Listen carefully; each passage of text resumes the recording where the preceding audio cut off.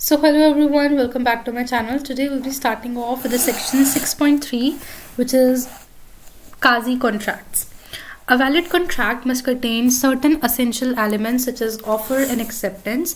एक valid contract में कुछ essential elements होते हैं जैसे कि offer और उसकी acceptance, capacity to contract, consideration और free consent. But sometimes the law implies a promise imposing obligation on one party and conferring right in favor of the other even when there is no offer, no acceptance, no genuine consent, lawful consideration, etc. लेकिन कुछ conditions में law जो है वो किसी के ऊपर ऐसी प्रॉमिस या ऑब्लिगेशन इम्पोज कर देता है जब दो पार्टीज के बीच में ना ही कोई ऑफर है, ना ही एक्सेप्टेंस है, ना कंसेंट है, ना ही कोई लॉफुल कंसिडरेशन है. And in fact neither agreement NOR promise, ना ही कोई एग्रीमेंट हुआ है, ना ही कोई प्रॉमिस हुआ है.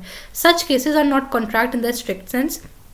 वो किसी एक स्ट्रिक्ट सेंस में कॉन्ट्रैक्ट नहीं है, बट कोर्ट उन्हें एक ऐसे डिक्लेयर करता है relations resembling those of contract. लेकिन कोर्ट उन्हें डिक्लेयर करता है एज रिलेशंस जो कि कॉन्ट्रैक्ट की तरह रिसेंबल हो रही हैं और इन्फोर्स करता है अगर वो कॉन्ट्रैक्ट होते हैं. Hence the term quasi contract, that is resembling a contract. ठीक है, तो इसलिए इन्हें ये टर्म दी गई है quasi contract because the meaning of quasi is resembling, looking like something. So these are the contracts which are looking like a contract but they are not actually contracts. ठीक है, तो quasi contracts इसलिए हम इन्हें बोलते हैं because these are resembling a contract but in an actual sense these are not contract. Even in the absence of a contract, certain social obligations give rise to specific obligations to be performed by certain person. तो contract की absence में भी कुछ ऐसी social relationships में हमारी obligations आ जाती हैं जो कि कॉन्ट्रैक्ट के बिना ही आपको फुलफिल करनी पड़ती हैं. तो उन वाली ऑब्लिगेशंस को हम क्वाजी कॉन्ट्रैक्ट्स बोलते हैं क्योंकि वो रेगुलर कॉन्ट्रैक्ट की तरह ही आपके ऊपर भी एक ऑब्लिगेशन डालती हैं. Quasi contracts are based on the principles of equity, justice and good conscience. जो quasi contracts हैं, these are based on the principles of equity, justice and good conscience. This is a very important line that these contracts which are not actually a contract in an actual sense but these resembles a contract. So that is why they are termed as quasi contracts. These are based on the principles of equity, justice and good conscience. A quasi or constructive contract rests upon the maxims no man must grow rich out of another person's loss. So main aim quasi contracts का ये होता है कि किसी भी इंसान को दूसरे इंसान के लॉस से फायदा नहीं होना चाहिए. ठीक है, for example T, a tradesman leave good at C's house by mistake. T एक ट्रेडमैन है, वो गलती से C के घर पर अपने गुड्स भूल जाता है. C उन्हें अपने गुड्स मानता है और उन्हें यूज कर लेता है. ठीक है, तो इसमें अब C को B को पैसे देने पड़ेंगे, T को पैसे देने पड़ेंगे क्योंकि उन्होंने बिना परमिशन के T के गुड्स को यूज करा है considering their own. A pays some money to B by mistake. A ने गलती से B को कुछ पैसे ट्रांसफर कर दिए. सो अब ये C को ड्यू थे तो B must refund the money to A. तो ऑब्वियसली जब गलती से ट्रांसफर हुआ है तो उन्हें वो वापस करने ही पड़ेंगे. Now example 18, a fruit parcel is delivered under a mistake to R who consumes the fruit thinking them as birthday present. एक fruit parcel आता है R के पास और R उनको खा लेता है ये सोचकर कि वो उनका birthday present है. R must return the parcel और pay for the fruit. अब R को वो parcel return करना पड़ेगा या फिर fruits के पैसे देने पड़ेंगे. Although true owner और R के बीच में कोई भी agreement नहीं है, yet यहाँ पे एक उनकी obligation बन जाती है as per the law. और उसी obligation को, इन्हीं obligations को हम quasi contracts बोलते हैं जो कि अराइज होती है due to certain social relationships. These relations are called quasi contractual obligations. ऐसी ही relationships को हम क्या बोलते हैं? quasi contractual obligation. In India it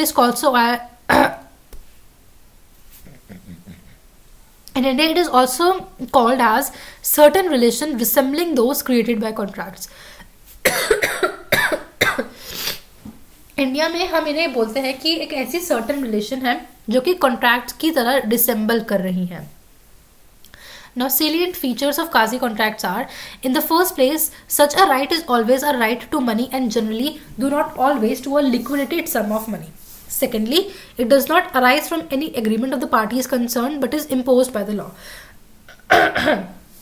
सबसे पहली बात यह है कि ये जो राइट होता है ये जनरली किसी मनी से या सम ऑफ मनी से रिलेटेड होता है. सेकेंडली, पार्टीज के बीच जो कि कंसर्न है इन सारी ऑब्लिगेशंस में उनके बीच में कोई एग्रीमेंट नहीं होता है. ये जो ऑब्लिगेशन है ये लॉ की तरफ से इम्पोज होती है. Thirdly, it is a right which is available not against all world but against a particular person or persons only, so that in this respect it resembles a contractual right. ये ऐसा right है जो कुछ लोगों के पास है. For example, अगर आपके पैसे गलती से ट्रांसफर हो जाते हैं तो आपके पास राइट है कि आप अपने पैसे उनसे वापस ले सके. ठीक है, सो ये राइट है आपका, तो इसकी वजह से भी एक कॉन्ट्रैक्चुअल राइट इसमें फॉर्म हो जाता है आपका. Now cases deemed as quasi contract. Claim for necessaries supplied, section 68. Payment by an interested person, section 69. Obligation of a person enjoying benefit of non-gratuitous act, section 70. Responsibility of finder of goods, section 71. Money paid by mistake or under coercion, section 72. Under the provisions of the Indian Contract Act, the relationship of quasi contract is deemed to have come to exist in 5 different circumstances, which we shall presently dilate upon. Qazi contracts में हमारे 5 cases आते हैं. अब क्या वो cases हैं, वो cases अब हम डिस्कस करेंगे. But it may be noted that in none of these cases there comes into existence any contract between the parties in real sense. But ये बात नोट करने की है कि इन सारे ही केसेस में दोनों पार्टीज के बीच में रियल सेंस में कोई भी कॉन्ट्रैक्ट फॉर्म नहीं होता है, बट स्टिल किसी के पास कोई राइट आता है, किसी के पास कोई ऑब्लिगेशन या लायबिलिटी आती है. Due to peculiar circumstances in which they are placed, the law imposes in each of these cases the contractual liability. और इन्हीं peculiar circumstances की वजह से पार्टीज जो है, पार्टीज के ऊपर एक ऑब्लिगेशन क्रिएट हो जाती है, एक लाइबिलिटी क्रिएट हो जाती है लॉ की तरफ से. Claim for necessaries supplied to persons incapable of contracting as per section 68 of the Indian Contract Act 1872. If a person incapable of entering into a contract or anyone whom he is legally bound to support is supplied by another person with necessaries suited to his condition in life, the person who has furnished such supplies is entitled to be reimbursed from the property of such incapable person. For example, A supplies B, a lunatic or a minor, with necessaries suitable to his condition in life. A is entitled to be reimbursed from B's property. A ने B को कुछ necessary supplies दी है, education जो कि एक minor है, B एक minor है और lunatic है. ठीक है, तो उसको कुछ नेसेसरीज दी हैं लाइफ की, तो ऑब्वियसली ए के पास राइट है कि वो बी की प्रॉपर्टी से पैसे ले सके. To establish his claim the supplier must prove not only that the goods were supplied to the person who was a minor और a lunatic, but also they were suitable to his actual requirements at the time of the sale and delivery. अब अपना claim establish करने के लिए ए को ये prove करना पड़ेगा कि बी लूनाटिक है, वो माइनर है, और जो गुड्स बी को दिए गए हैं वो एक नेसेसिटी थी, यानी कि वो एक ज़रूरत थी बी के लिए. Now payment by an interested person as per section 69. A person who is interested in the payment of money which another is bound by law to pay and who therefore pays it is entitled to be reimbursed by the other. मान लेते हैं कि पैसे देने तो किसी और को थे लेकिन किसी और ने दे दिए, तो जिसने दिए उसके पास राइट है कि वो दूसरे से पैसा वापस ले सके. For example, B hold land in Bengal, B के पास लैंड है बंगाल में और उसने वो ए को लीज पे दे रखा है जमींदार. ठीक है, on a lease granted by a zamindar. ठीक है, तो ए जमींदार है और ए ने अपना लैंड लीज पर दे रखा है बी को बंगाल में. The revenue payable by A to the government being in arrear, his land is advertised for sale by government. ठीक है, अब रेवेन्यू जो देनी थी ए को, यानी कि जमींदार को रेवेन्यू देनी थी गवर्नमेंट को, वो उसने नहीं दी, तो इसलिए गवर्नमेंट ने उस लैंड को सेल पे उतार दिया. Under the revenue law the consequences of the sale will be annulment of B's lease. और रेवेन्यू लॉ के अकॉर्डिंग जब उसकी सेल हो जाएगी लैंड की, तो ऑब्वियसली बी की लीज जो है वो भी खत्म हो जाएगी. तो B to prevent the sale and the consequent annulment of his own lease pays the government the sum due from A. A is bound to make good to be the amount so paid. ठीक है, मान लेते हैं कि ज़मीन मेरी थी और मैंने आपको लीज पर दे रखी थी. ठीक है, अब ज़मीन पे मुझे जो टैक्स गवर्नमेंट को देना था मैंने वो नहीं दे रखा था, तो इसलिए गवर्नमेंट ने क्या करा, मेरे लैंड को बेचने के लिए एडवर्टीजमेंट निकाल दिया. अब जब मेरा लैंड बिक जाएगा तो ऑब्वियसली आपकी लीज भी चली जाएगी, तो आपने लैंड को बेचने से रोकने के लिए और अपनी लीज को बचाने के लिए आपने जो टैक्स मेरे नहीं भरा था आपने वो टैक्स गवर्नमेंट को दे दिया. तो जो टैक्स आपने मेरे बिहाफ पे गवर्नमेंट को दिया है वो मुझे आपको वापस करना पड़ेगा. ये मेरी लायबिलिटी है, ये मेरी ऑब्लिगेशन है और ये आपका राइट भी है कि आप वो पैसे मुझसे लें. Now obligation of a person enjoying benefits of non gratuitous act. as per section 70. In terms of section 70 of the act, where a person lawfully does anything for another person or delivers anything to him, not intending to do so gratuitously, and such other person enjoys the benefit thereof, the latter is bound to pay compensation to the former in respect or to restore the things so done or delivered. मान लेते हैं कि मैंने आपको अपनी कोई चीज़ use करने को दी और आपने समझा कि लाइक वो तो ग्रेटिटियस एक्ट है, यानी कि आपने बिना पैसों के ऐसी मेरी हेल्प कर दी, बट मेरा मोटिव था कि मैं आपसे पैसे लूँ, तो ऑब्वियसली अगर मेरा मोटिव वो था पैसे लेने का तो आपको पे करना पड़ेगा. It thus follows that for a suit to succeed, the plaintiff must prove that he had done the act or had delivered the thing lawfully. और वो जताने के लिए कि मैं आपसे पैसे ले सकती हूँ, मुझे एक कोई ऐसा काम करना पड़ेगा जिससे साबित हो कि मैंने आपको कुछ दिया है, that he did not do so gratuitously, और मुझे ये दिखाना पड़ेगा कि मैंने ये ग्रेटिटियसली नहीं करा था हेल्प करने के लिए, और जो अदर पर्सन है उसने बेनिफिट एंजॉय करा है, ये साबित मुझे करना पड़ेगा. The above can be illustrated by a case law where K, a government servant, was compulsorily retired by the government. जहाँ पे K एक गवर्नमेंट सर्वेंट था और उसको कंपल्सरी रिटायरमेंट दे दी गई सरकार की तरफ से. He filed a writ petition and obtained an injunction against that order. उन्होंने एक writ petition फाइल करा और injunction order ले लिया against the government. He was reinstated and was paid salary but was given no work. In the meantime, government went on appeal. ठीक है, government appeal पर चली गई और उन्हें सैलरी तो देती रही बट उन्हें कुछ काम नहीं दिया. The appeal was decided in favour of the government, और जो अपील थी वो गवर्नमेंट के फेवर में डिसाइड हुई और के को वो सैलरी वापस करनी पड़ी जो कि री इंस्टेटमेंट के टाइम पर दी गई थी उन्हें. द केस लॉ था Shyamlal versus state of UP. ठीक है, example A, a tradesman leaves good at B's house by mistake, B treats a good as his own, now he is bound to pay A for him. ठीक है, ए एक tradesman है, वो B के घर पर अपने गुड्स छोड़ गया बाय मिस्टेक और बी ने उन गुड्स को अपना समझकर यूज कर लिया, तो ऑब्वियसली अब बी को उन गुड के पैसे ए को देने पड़ेंगे. Now, responsibility of finder of goods as per section 71. A person who finds goods belonging to another and takes them into his custody is subject to the same responsibility as if he were a bailee. अगर कोई एक ऐसे person को ऐसी चीज मिल जाती है जो उसकी कस्टडी में नहीं है, उसकी ओनरशिप में नहीं है, तो उसके जो राइट बन जाते हैं वो एज अ बेली बन जाते हैं. Thus, a finder of lost good has to take proper care of property as a man of ordinary prudence would take. तो जिसको भी खोया हुआ सामान मिलता है ये उसकी लायबिलिटी और ऑब्लिगेशन बन जाती है कि वो उस प्रॉपर्टी की देख रेख करे जैसा एक नॉर्मल इंसान को करनी चाहिए. No right to appropriate the goods, और जो फाइंडर है लॉस्ट गुड का उसके पास कोई राइट नहीं है कि वो गुड्स को अप्रोप्रिएट करे, बांट सके या फिर उनको अपना समझकर रख ले. ठीक है, उन्हें रिस्टोर कर ले. In Hoolins versus Howler, LRNHL, H picked up a diamond on the floor of F's shop and handed over the same to F to keep till the owner was found. ठीक है, अब H ने एक diamond उठाया floor से और F की shop को दे दिया कि आप इसको रखो जब तक ओनर नहीं मिलता है. In spite of the best efforts, true owner could not be traced. बहुत सारे एफर्ट्स के बाद भी जो ट्रू ओनर है वो ट्रेस नहीं हो पाया, और कुछ हफ्तों के बाद H ने F से कहा लॉफुल एक्सपेंसेस इनकर्ड कर कि जो भी तुम्हारे एक्सपेंसेस हुए हैं, खर्चे हुए हैं, वो मैं तुम्हें दे रहा हूँ, लेकिन अब तुम डायमंड मुझे दे दो.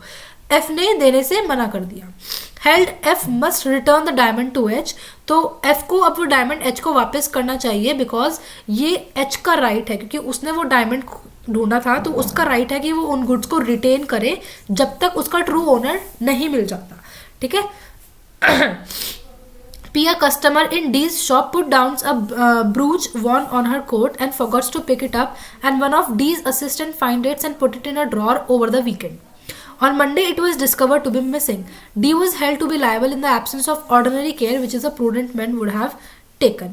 ठीक है, तो P एक कस्टमर थे, उन्होंने P, a customer in D shop, puts down a brooch. उन्होंने एक ब्रूच जो कि पहना था वो उतारा अपने कोट से और उसे रखना भूल गई, और डी के किसी असिस्टेंट ने उसको ड्रॉर में रख दिया और वो वहीं पे पड़ा रहा इन द होल वीकेंड. तो मंडे को इसको डिस्कवर हुआ कि क्या खो चुका है वो ब्रूच जो कि कोट पे पहना गया था.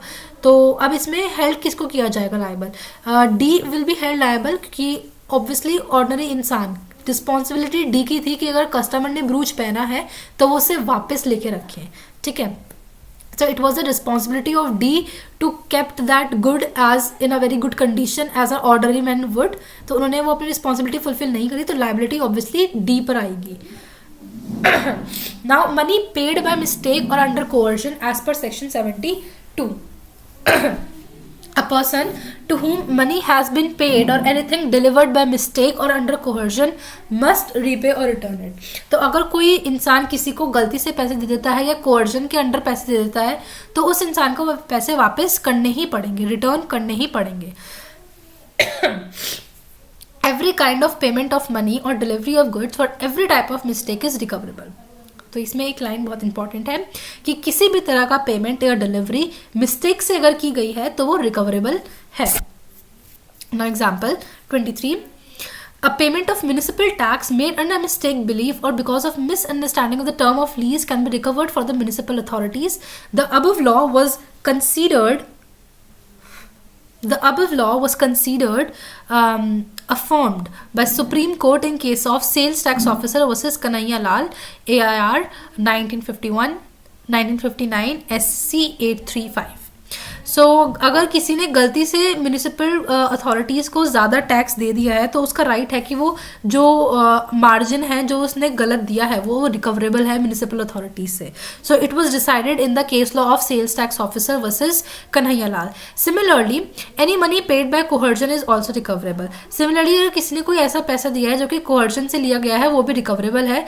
The word coercion is not necessarily govern by section 15 of the act. The word is interpreted to mean and include operation, extortion और such other means. और जो मीनिंग है कोहर्जन का वो एक्सप्रेसिवली कॉन्ट्रैक्ट एक्ट के अकॉर्डिंग नहीं है. अगर किसी ने ऑपरेशन, एक्सटॉर्शन करके भी किसी से पैसे लिए हैं तो तब भी वो रिकवरेबल है. In case where T was travelling without ticket in a tram car and on checking he was asked to pay ₹5 as penalty to compound transaction, T filed a suit against the corporation for recovery on the ground that it was extorted from him. The suit was decreed in his favor. ठीक है, पाया गया कि T जो है वो tram car में बिना टिकट के ट्रैवल कर रहा था और जब ऐसा पाया गया तो कंपनी वालों ने कहा कि अब तुम्हें ₹5 एज अ पेनल्टी देने पड़ेंगे. तो टी ने उनके ऊपर सूट कर दिया, केस कर दिया कि इन्होंने जबरदस्ती मुझसे ₹5 निकलवाया. तो ऑब्वियसली एज अ कोवर्जन उनसे ₹5 लिए गए थे तो केस उनके फेवर में ही आया. बिसाइड्स उनकी गलती थी बट स्टिल कोहर्जन अप्लाई हुई थी तो तब भी उनके फेवर में वो केस आया. In all the above cases, the contractual liability arose without any agreement between the parties. So in पांचों ही cases में एक contractual liability create हुई है बिना किसी contract या agreement के parties के बीच में. Now, difference between quasi contracts and contract is essentials for a valid contract. The essentials for the formation of a valid contract are absent. जो भी essentials हैं valid contract के वो quasi contract में absent होते हैं जबकि contract में सारे वो present रहते हैं.